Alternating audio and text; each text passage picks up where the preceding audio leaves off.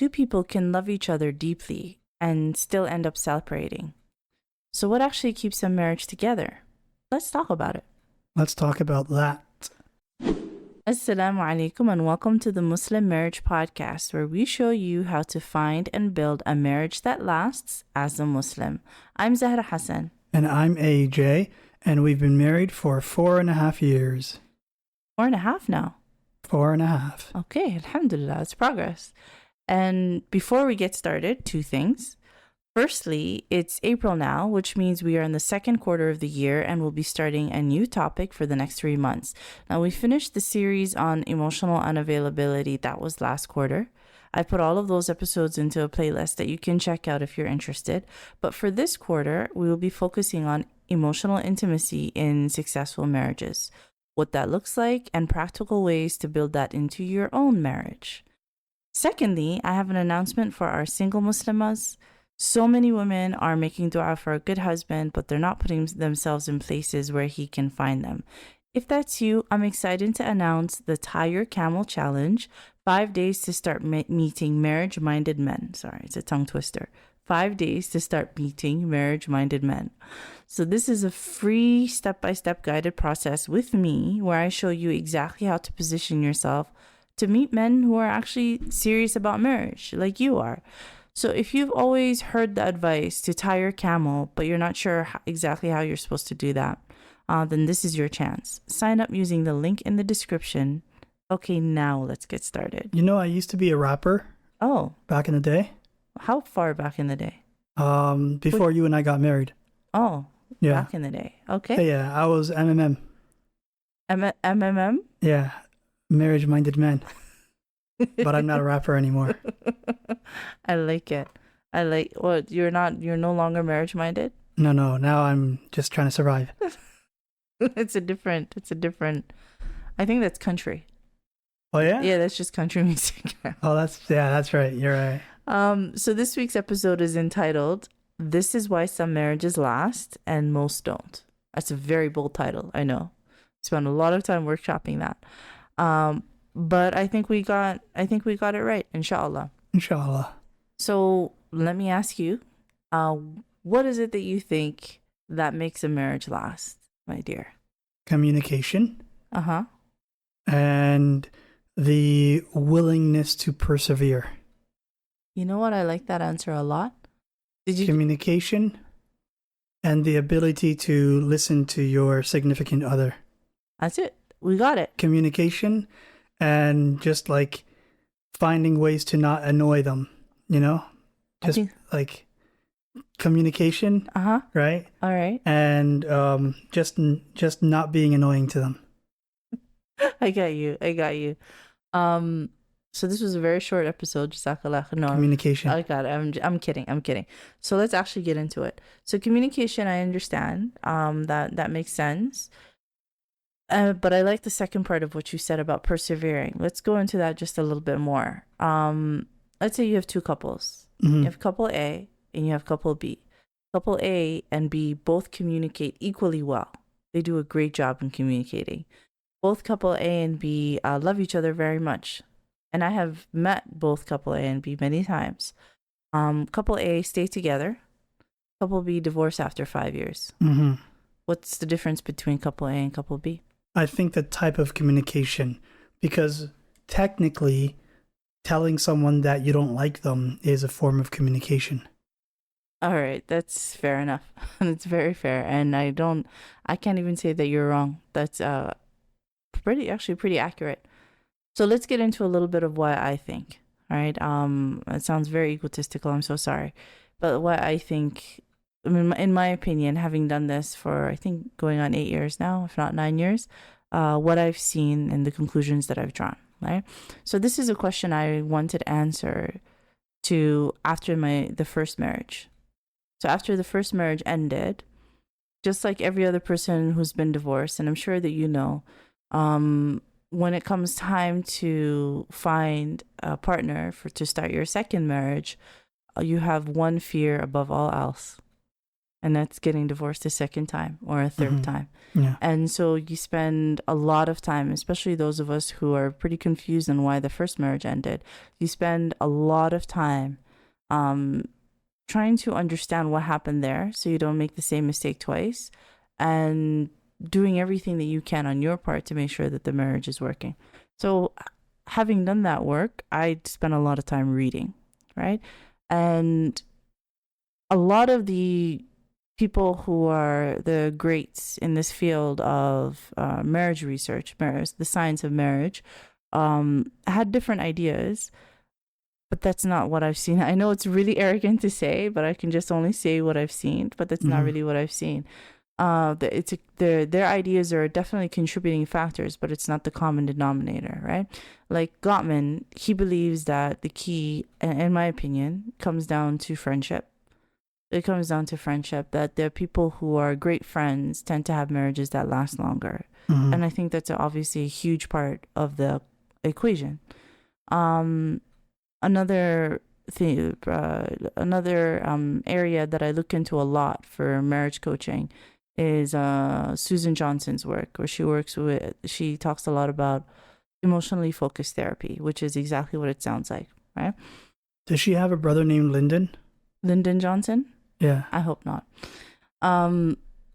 But with respect to her work, it boils down to the attachment, the emotional attachment bond.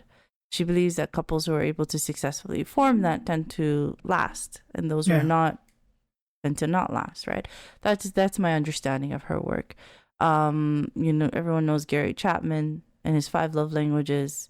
He believes that it's successfully navigating those love languages is the key to making a marriage work, and obviously that's a big part of it. But I have met enough couples and seen enough couples that I can point to cases where there were great friendships, and still the couple didn't make it, or there was a great emotional attachment bond, or they didn't make it, or they were paid attention to love languages and then didn't make it. You might say that the common denominator is me. I really hope that's not the case. But what I've seen for my own marriage, the previous one, and from these couples that didn't make it, is it comes down to deciding that the marriage is going to work. Another way to articulate that would be to say commitment, but I think it's stronger than commitment. I think it's actually making the decision that I want this marriage to work, and therefore I'm going to do whatever it takes for this marriage to work, assuming it's a healthy marriage. As always, everything that I say here is assuming that these are safe marriages that do not involve abuse of any kind, right? But assuming it's a healthy, at least a safe marriage that doesn't involve abuse, the marriages that tend to last are the ones in which both partners have decided that they want it to work. And as soon as one partner decides that it doesn't want to work, then it's not going to work. Yeah. Yeah. So in the case of you thinking that it's arrogance to think that you're the outlier in your thought processing. Yeah. I disagree with you on that. Oh. Because people thought that it was arrogance to say that the earth was round at some point in history. People thought it was arrogance to say that the sun had an orbit. Yeah. That the sun didn't rotate around the earth, right? The Muslims, of course, they got this through revelation. Yeah. But the non-Muslims, for a good while, they would imprison people for having those thoughts, making those decisions. There was that woman who had found some practice that doctors do that directly increased cancer chances in patients. Oh. And they called her arrogant because they're doctors. Yeah. How could they do anything wrong? Yeah. Right? So there's sometimes it is arrogant to say the phrase, it's not me that's wrong, it's everyone else that's wrong. But historically, there have been proven cases in which that's sometimes true. I really appreciate how much you believe in me. Honestly, I think the reason why I'm able to do all of this, right, is because of how much you believe in me. And Jazaa K'Allah Khayr. Thank you very much for those kind words. You're welcome. I'm just waiting on ice cream later tonight. Is that what it is? It's in the freezer. It gave me a bad stomach yesterday. Yeah. Going in for round 2. In Shaa Allah. I think that's the definition of TMI. I get some good ice cream after the podcast. All right. All right. So let's just move right past that. Do you consider an upset stomach too much information? Yeah. Why? It's just stomach pains. That's all. But I know how upset that stomach was. Yes, you do, but they don't. Well, now they do. Now they do. Now they do. Let's if we steer back to what makes a marriage work. Arrogance, right? That's what you said? Yes, but it takes arrogance to make a marriage work. No, okay, that wasn't the conclusion, but I appreciate that. Oh. But it was what I stated was I appreciate what you're saying, but then it's fairly arrogant. It would be arrogant for me to say that I know something they don't know. After 8 years of study, would you consider it arrogance? They studied a lot longer than I did. But I appreciate what you're saying. It means everything. Okay, so getting back to here, whenever you're going through their work, right, there is a disclaimer, right? There is a disclaimer that they put in one form or another in front of in the beginning of their work, right? So whenever they're presenting the theory and they're saying this is the mechanism that I think that is underlying in couple dynamics, right? And then after that, they start to present strategies saying, okay, based on that mechanism, let's try this strategy. But before we try the strategies, here's a disclaimer. And the disclaimer is both couples need to be invested and committed. So that part is sort of like an afterthought. Mm-hmm. And this is information that every single counselor, therapist, coach, so anyone who works with couples knows. As soon as one partner is checked out, it's really hard to paddle a boat alone. You need both people on both sides paddling that boat, right? Now, why are we saying all this? Because we're in preparation for everything else we're about to go through over the next 3 months about what makes marriages last is going to be built on this one perspective, right? Which is both very scary and very empowering. Because if you think about it, 50% of the equation of whether or not the marriage is going to work is completely within your control. And 50% of it is not. Right? But the important thing is to focus on the 50% that is within your control, right? And that is quite empowering, quite empowering. What it also means is 50% of the whether or not it's not going to work is also within your control. So that decision should not that you make, and you don't just make it on the day you're signing the papers and the day of the nikah, right? You make this decision every single day. Yeah. Right? As new information and new data comes into the equation every single day, you remake this decision each day. Subconsciously. It's not like people wake up and say, do I still love this marriage? Yes? All right, let's get to work. Exactly. See, I like the way you phrased it. It's about loving the marriage. Because it's possible to love an individual but not be invested in a marriage, right? Yeah. Again, I've seen that before. So it's whether or not you want this marriage to work depends on you deciding to make it work, and that's very, very empowering. To drive this point home, we're just going to give an example. We're just going to, we function from analogies, right? So I remember seeing on this, you remember that show 2020? No. Okay, so it was originally hosted. Was it in space? No. No, it was on NBC, I believe, where it was originally hosted by that woman, Barbara Walters. But anyway, it was a show where, do you like To Catch a Predator? Was it about the future? No. You know, Oh yeah, I do know about To Catch a Predator. so this is Chris Hansen. yes. So that was a segment. Why don't you take a seat? Okay. So this is that was a segment on this bigger show. Was it, or was that on Dateline? I forget. Anyway, it was one of those true crime shows from the late 90s and early 2000s, right? And where they would go through different things that happen in the area of true crime. Okay, was it 20/20? Yeah. Like 20/20 Vision? Yeah. Okay, yeah, I recognize the title. I have no recollection of the show because I've never watched any episodes.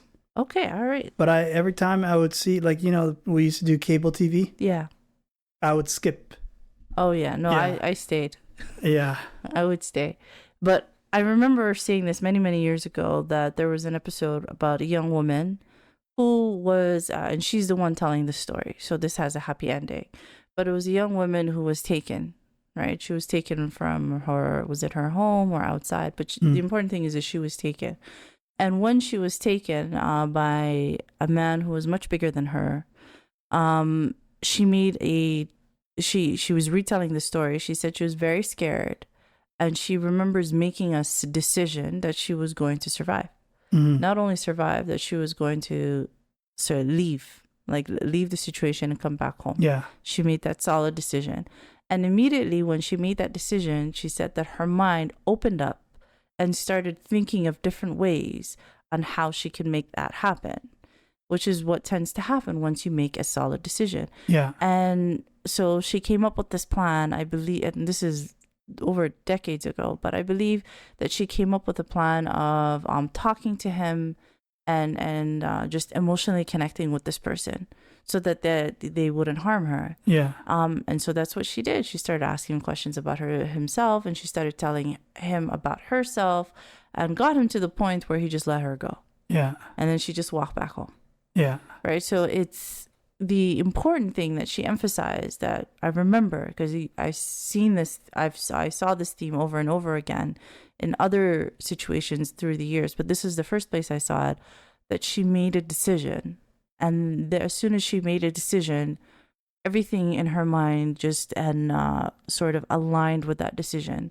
And different plans that would have not been open to her opened up to her immediately when she made the decision.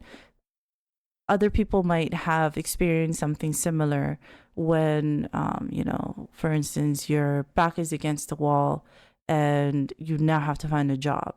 That's when you're most dangerous. Yeah, usually last week of the month, right? Rent is due. Your back is against the wall. You need to come up with rent. As soon as you make a decision, I'm gonna come up with this in a halal way. I'm gonna come up with this rent. In Shaa Allah. Then your mind starts opening up with different possibilities of things that can be done, and you can come up with the rent a lot easier and faster. But the first step that has to be overcome is you need to make that decision. Does that make sense? Yeah. So similarly, it's impossible to control, and like I have no control over you. Do you see what I'm saying? If you deciding to stay in this marriage is a decision that you make yourself every single day, and I can influence a little bit, but I can't really manipulate. Yeah. It's a decision you make independently. Subconsciously. Yes, subconsciously. Every single day. And likewise for myself, there's no way for you to control that. However, I have control of what I do, right? And whenever each day that I make that decision, we're going to, In Shaa Allah, I'm going to stay with you. We're going to stay in this marriage. We're going to work through it. It makes it so that all of the things that come up, like all of the data points that life adds to the equation day to day, sort of evaporate in the face of that decision.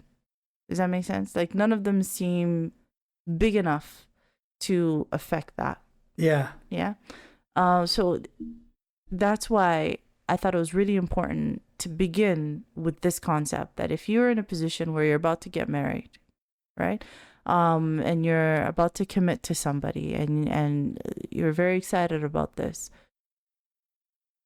deciding to hold on to that commitment is going to determine whether or not you make it to 50 years, 60 years. Yeah. And I've seen the 60-year couples, right? Tabarakallah.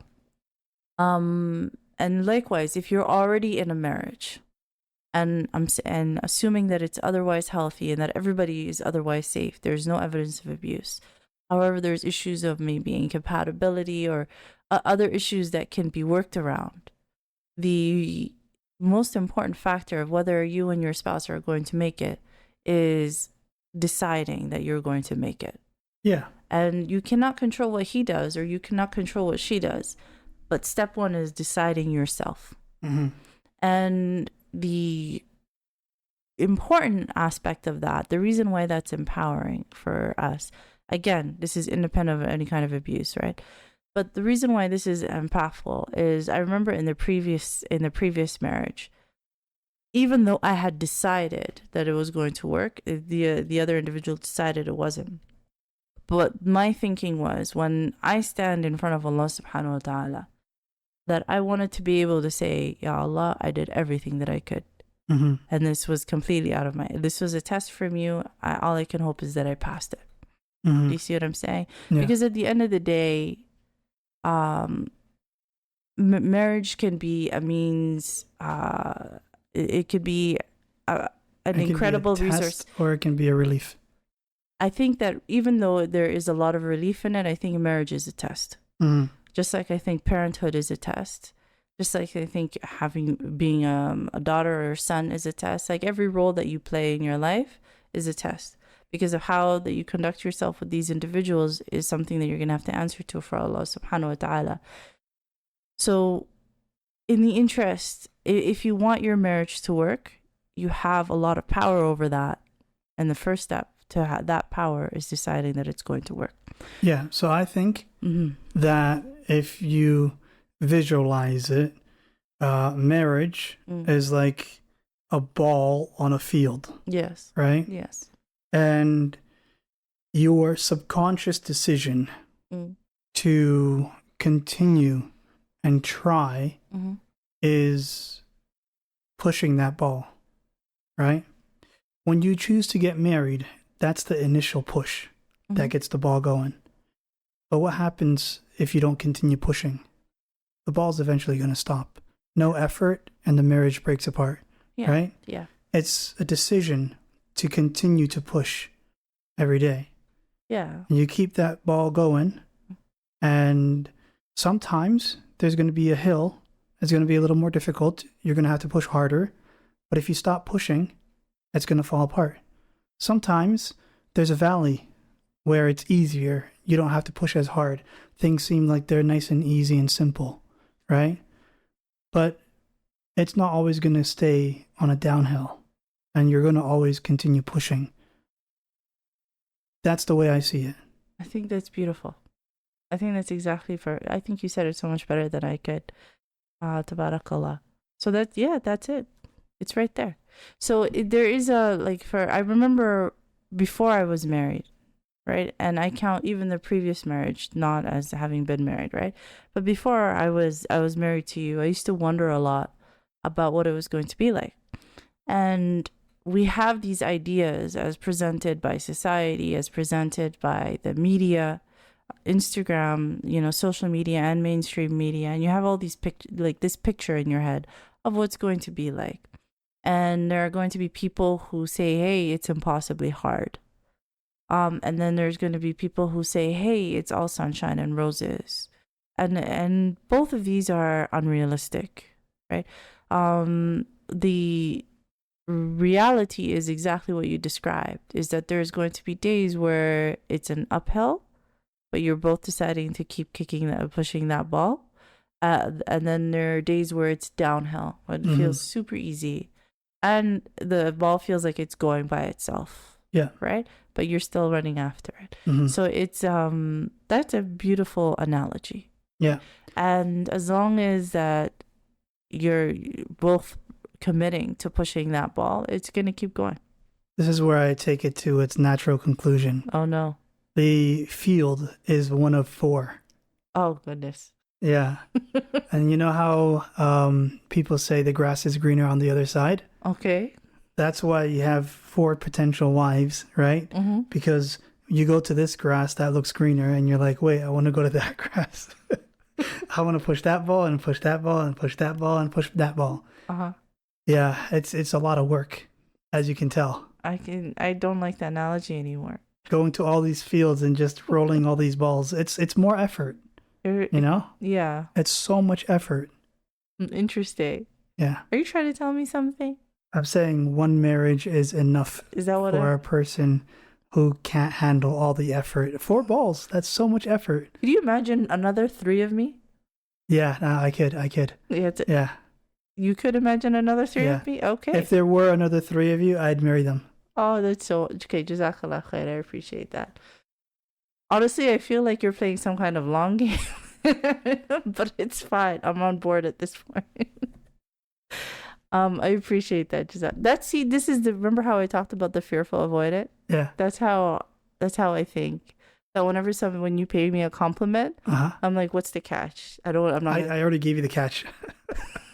I preempted that catch. Fair enough. You're not going crazy. Okay, I appreciate that. Jazakallah khair. All right, but I think we got our point across. Yeah, hopefully it makes sense. Does it make sense? Yeah. Yeah. And I think this is a very good place to start for the next 3 months, In Shaa Allah. And yeah, and away we'll go with that. Away we go. So the focus for the I think next 12 episodes is going to be what are the specific. So once you've made this decision that you want this marriage to work, what are the specific things? What are the specific strategies that tend to work to help you to strengthen that friendship, strengthen the emotional attachment between the two of you, all of the things that I've seen really help over the years. What are those things exactly? So if you made it this far in the episode, Jazaa K'Allah Khayr, we really appreciate you. We're choosing to spend your time with us. We know how important that is, especially when everyone's working more than two jobs or more. So we appreciate that. Jazaa K'Allah Khayr. If you haven't already subscribed to our channel here on YouTube, please subscribe to our channel. It really helps us out to make sure this information gets out to as many people as possible. If you are a single woman and you are not quite sure how it is you're supposed to go about meeting marriage-minded men, click on that link in the description, In Shaa Allah, for that 5-day challenge and with me. And finally, if you are married and you are interested in marriage coaching, there will be a link also in the description where you can book a free consultation and see whether or not what I have to offer can help you. And that should be everything. So Jazakallah Khair. Have a wonderful weekend. Stay safe and Assalamu alaikum. Wa alaikum salam.